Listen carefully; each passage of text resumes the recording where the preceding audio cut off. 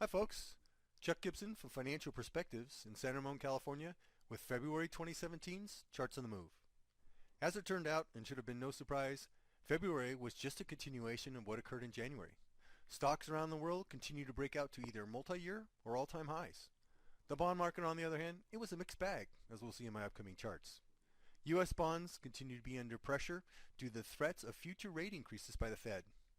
In contrast, most of the rest of the world remains in a loose and stimulative central bank environment, which is keeping a damper on rates and pushing their bond prices higher. So far, the S&P 500 has now gone more than 95 days without a 1% drop. Since 1980, there have been only 6 instances of the S&P trading for 80 or more consecutive days without a 1% decline. Following the end of these periods, the S&P 500 registered a positive 3-month return in 5 of those 6 episodes, with a 6-month return of 9% and a 12-month return of 15%. In short, following previous periods of market stability, the S&P 500 usually continued to march higher. Whether this occurs now or not, only time will tell, but this data suggests just a strong bull market begets a higher probability for short to intermediate term higher prices. In other words, the trend is your friend, so stick with it. Turning to the charts, my first is that of the Global Dow DGT, which is an index of the largest 150 stocks around the world. Like the US S&P 500, this index has broken out to all-time highs and has established a new uptrend path after breaking out from this 2.5-year consolidation. Momentum is strong and currently overbought, but with no divergence. This suggests a pullback is warranted before it moves on to even higher highs. My next chart of EFA is an aggregate of Europe, the Far East, and the Australian stock markets. This is a great example of a trend reversal. Just how price was in a downtrend and it was making lower highs and lower lows, as illustrated with my red lines at the peaks and troughs. Notice how coming out of the downtrend, price first formed a higher low here and then went on to make a higher high here, which turned out to be the confirmation needed to know we started a new uptrend. An uptrend by definition is a series of higher highs and higher lows.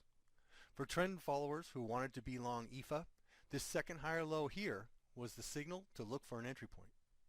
With that signal, you may be wondering why we did not add this to your portfolios. Take a look at the bottom pane, which is a ratio of EFA to the S&P 500. A downward sloping line indicates an underperformance of EFA as compared to the S&P 500. In fact, it has underperformed by 11% over the last 5 years. Just because we get a buy signal doesn't mean we always want to commit client capital. We want to also ensure that it's likely outperforming existing investments. Otherwise, it makes no sense to shift that capital. The next chart of US tech shares is a one of beauty. Notice how its consolidation, which took most other sectors and indexes between 2 to 3 years to break out of, took technology slightly less than a year. From that point of breakout, tech stocks have marched strongly higher and continue to outpace the overall market. In fact, from the 2009 bottom, technology has led this market higher and continues supports why we continue to be overweighted in your portfolios. Because it's a leader, it's also one we watch like a hawk, because when this party is finally over and they turn out the lights on this bull, technology shares will likely lead the market lower. I consider technology the proverbial canary in the coal mine of this bull market. Starting back a year or so ago, when Hillary began running for president as a part of her platform, she was attacking healthcare company profits. At the time, healthcare was one of the best performing sectors, and having the leading candidate publicly bashing the sector helped to put a damper on their ascent.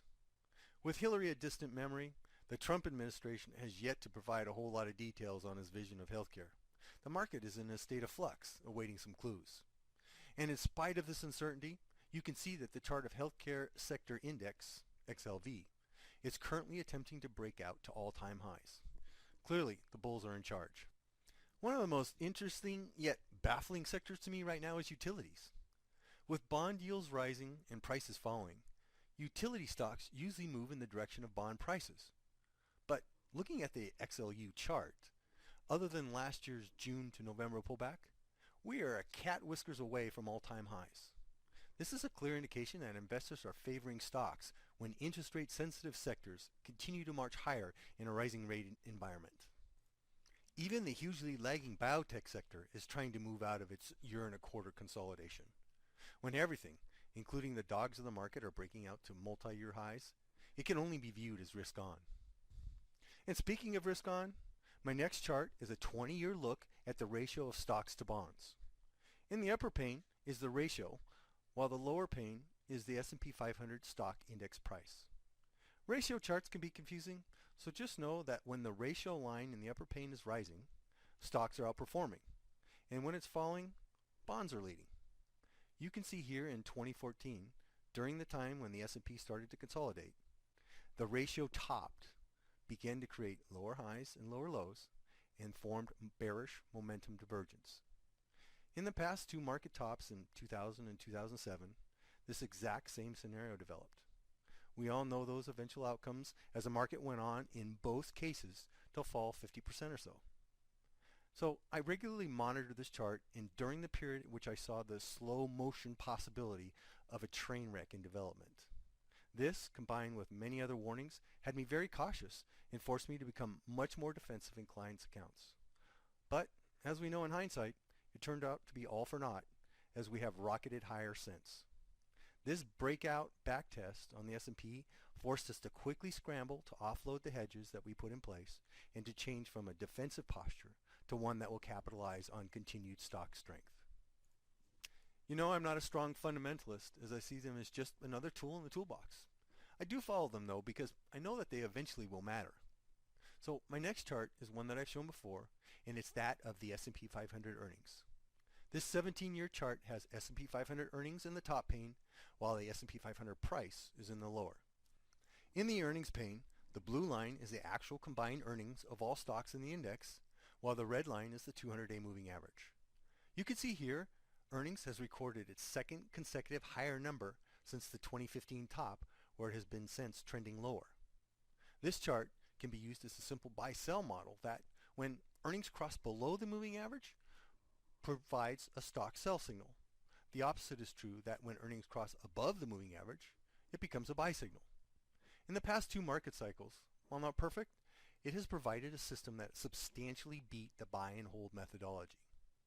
Well, it's good news here and supportive of our stock bull market thesis, because the model triggered a buy signal as earnings just crossed above the red moving average line. Moving to a quick look at bonds, my next chart is that of TPINX, a Templeton mutual fund that I use as a proxy for the foreign bond market. You can see the chart looks very analogous to those of stocks I just presented, as it has recently broken out to new highs. As such, it's presenting a similarly bullish message. In contrast, the next chart of the U.S. Aggregate Bond Index, AGG, has created a lower low, is just below a falling 200-day moving average, and is forming a potential bear flag pattern. This is anything but bullish. In spite of all its negatives right here, I don't have enough evidence, though, that the U.S. bond bull market is dead yet. You know, the veterinarian has been called and has given the bull some medication, so since it's still breathing, let's hold off scheduling its burial for now. As of right now, and in spite of the unbelievable stock bullishness, it looks like this market has further room to move higher. On surges higher, we have not seen the kind of significant follow-on selling that are indications of a top. No one seems to want to get out, and money is flowing back in on every tiny dip. I can say that without a doubt, this rate of recent gains is unsustainable though. But the same thing could have been said yesterday, last week, or even last month. But this is what happens in a strong bull market. Looking at our last chart of sentiment shows we've reached an extreme in market optimism. This is not bullish, as sentiment is a contrary indicator, and it's another reason why I believe we're due for a pullback. Every bull market has pullbacks. They're inevitable. It will happen because it always happens. When and how much will only be known after it occurs, but my bet is we see one sooner rather than later. When it does happen, it's not the end of the world, nor will it likely be the end of the bull market. The good news is that if and when it occurs, the probabilities are that we will see higher prices, maybe something much higher than you can imagine. Every day I watch this market, I see we are inching ever closer to the possibility we go parabolic in stocks and we get a blow off top. If I have time in an upcoming video, I may go back in history and pull a couple examples of blow off tops. They present an interesting view into human nature. If you want to learn more on your own, there are a couple of really good books out there I recommend, and that as they look at the history of these type of markets. One is The Extraordinary Popular Delusions and the Madness of Crowds by Charles Mackay, and the second one, Panic, Prosperity, and Progress, 5 Centuries of History in the Markets by Tim Knight. Until next month, as always, I appreciate your time and your attention and hope you found this video informative and helpful. If you have any special requests for the next installment or comments, I'd love to hear from you. You can send me an email at chuck@financialperspectives.biz. Again, thanks for listening, and until next month, this has been Chuck Gibson from Financial Perspectives with February 2017's Charts on the Move.